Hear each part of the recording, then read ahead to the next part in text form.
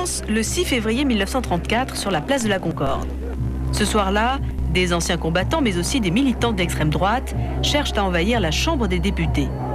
L'anti-parlementarisme est à son apogée, surtout depuis l'affaire Stavisky, un scandale politico-financier où plusieurs hommes politiques sont impliqués. Des coups de feu éclatent, 15 morts et plusieurs centaines de blessés. Le chef du gouvernement, Édouard Daladier, doit démissionner.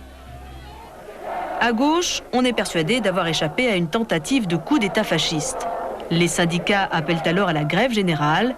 Socialistes et communistes organisent 2 manifestations distinctes, car les 2 partis s'opposent depuis plus de 10 ans.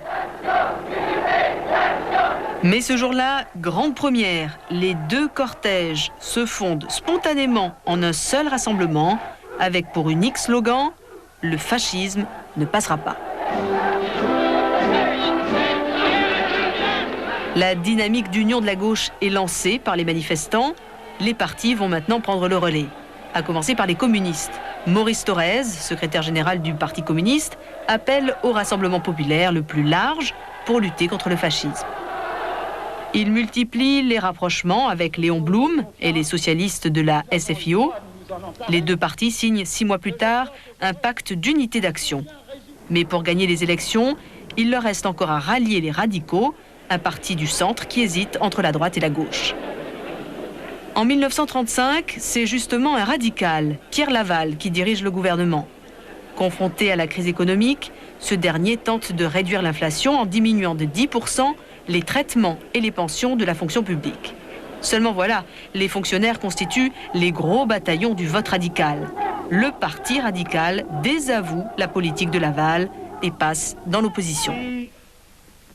Quelques mois plus tard, les radicaux signent avec les socialistes et les communistes un programme de rassemblement populaire et de désistement mutuel aux élections. Le Front populaire est officiellement né et son programme tient en 3 mots, le pain, la paix et la liberté. La stratégie d'union du Front populaire sera payante. Aux élections législatives de mai 1936, la coalition de gauche obtient une confortable majorité. C'est le socialiste Léon Blum qui est choisi pour diriger le nouveau gouvernement. Sa nomination provoque un immense espoir dans les classes populaires. Mais aura-t-il les moyens de tenir les promesses du Front populaire? Après la victoire du Front populaire, tout s'enchaîne très vite. Sentant que les conditions sont favorables à ses revendications, la classe ouvrière se mobilise.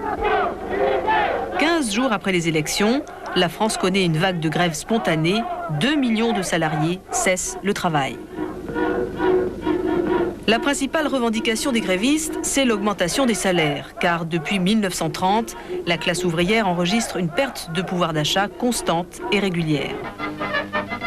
Tout se passe dans une atmosphère de fête populaire et pour la première fois, la grève se déroule avec occupation des usines pour empêcher l'action des jaunes, c'est-à-dire des briseurs de grève recrutés par les patrons.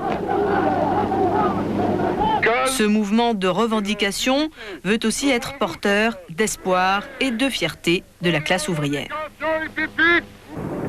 Pour le gouvernement, il n'y a plus de temps à perdre. Il faut débloquer la situation en négociant. Début juin, le patronat et la CGT signent, sous l'égide de Léon Blum, les fameux accords de Matignon. Les salaires sont augmentés de 7 à 15%, les libertés syndicales et le principe de convention collective sont reconnus. Malgré cela, plusieurs établissements refusent de reprendre le travail. Maurice Thorez, secrétaire général du PC, lance alors aux ouvriers « Il faut savoir finir une grève ». À l'approche de l'été, Léon Blum fait voter l'une des réformes les plus populaires de son gouvernement, les congés payés. 2 semaines de vacances par an pour tous et à la charge des entreprises. Pour la première fois, des ouvriers, des employés partent en vacances et découvrent la mer, le tourisme, les loisirs.